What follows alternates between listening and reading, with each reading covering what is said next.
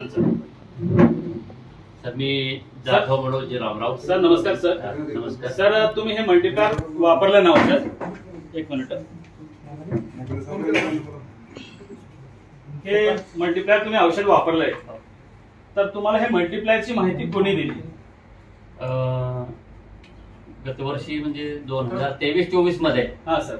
मी ज्यावेळेस या कंपनीची थोडीशी माहिती पाहिली, ते हे माझे मेहुणे लांबूडचे स्वरूप पाटील त्यांनी मला थोडीशी माहिती दिली.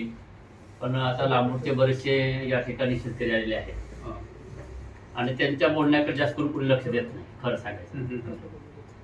आणि थोडासा मलाही वाटलं काहीतरी असेल, आणि मग त्यांच्याकडून मी थोडासा कॉन्टॅक्ट मी हंसा गोगले सरांशी केलो. आणि मग या मल्टीप्लायरची काय आहे नेमकं हे मी पाहिलं. कारण मी नोकरी करत करत मी शेतीकडे मी या ठिकाणी हा प्रयोग मी केला.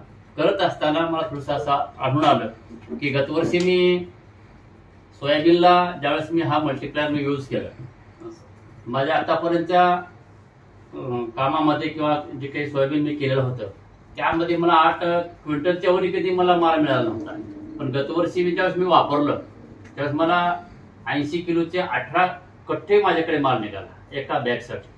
आणि मग मला थोडंसं मला त्यावर लक्षात आलं की आपण प्रत्येक ऊसासाठी म्हणा किंवा प्रत्येक धान्यासाठी आपण हे वापरलं पाहिजे.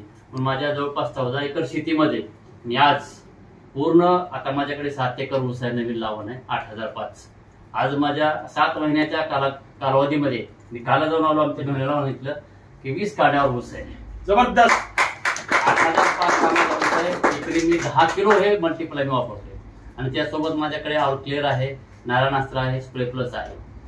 आणि आतापर्यंत मी 2007ला मी लातूरला आलो. आणि लातूरला आल्यानंतर ज्यावेळेस माझ्याकडे जे सोयाबीनचं जी की माझी शेती आहे, 14 एकर मधली एकरभरची शेती आहे, त्या शेतीमध्ये आतापर्यंत सोयाबीनच आलं नव्हतं. पण यावर्षी असं सोयाबीन आहे, माझे घरी सुद्धा काम करणारे म्हणतात मला यावेळेस सोयाबीन वेगळंच आहे. आणि हे सुद्धा मला या मल्टीप्लायरमुळं सांगायचं म्हणजे या मल्टीप्लायरमुळे माझ्या शेतीमध्ये भरपूर मला त्याच्यापासून उत्पन्न मिळू लागले. कारण काय, आज मी पायाला जरी मारलो माती तर त्यामध्ये तुमचे जे गांडूळ म्हणतात ते गांडूळची संख्या दिसू लागली. त्या ठिकाणी ऊसामध्ये गेलो, आता एवढं पाऊस पडलेला आहे पण माझ्या ऊसामध्ये एक थेंब सुद्धा पाणी शिल्लक नाही. पाणी सगळं वाहून गेलं बाजूला, म्हणजे बाकीचं पाणी मध्ये गेले पण जास्त झाले पाणी तो बाजून निघून गेलेलं आहे. आज मी माझ्या शेतामध्ये एवढं पाणी झालं असं सुद्धा मी जाऊ शकतो. याचं कारण काय, आता तुम्ही सांगितल्याप्रमाणे तुमचं जीवाणू वाढलेले आहेत, विषाणू जीवाणूची संख्या वाढलेली आहे.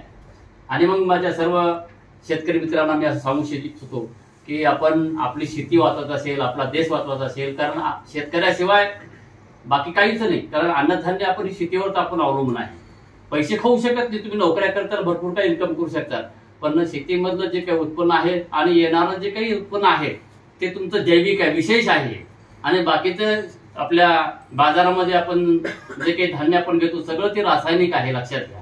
आपण जर मार्केटमध्ये गेलो तर मी स्वतः सांगतो की मला हंसराज सरांनी सांगितलं होतं की तुमच्याकडे गहू किती झालेत, ते मला गहू पाहिजे.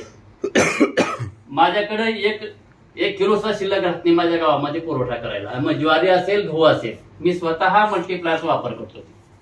आणि त्यांनी सुद्धा मला सांगितले मला कट्टा पाहिजे, त्यांचा नव्हता आणखी मी ठेवून दिलेला आहे. त्यांना घेऊन येता येईना झालं त्यांच्या वेळेनुसार, आणि मी माझ्याकडे तसं ठेवून दिलेलं आहे. गव्हाची क्वालिटी सुद्धा सांगायचं तात्पर्य असं की तुम्ही करा.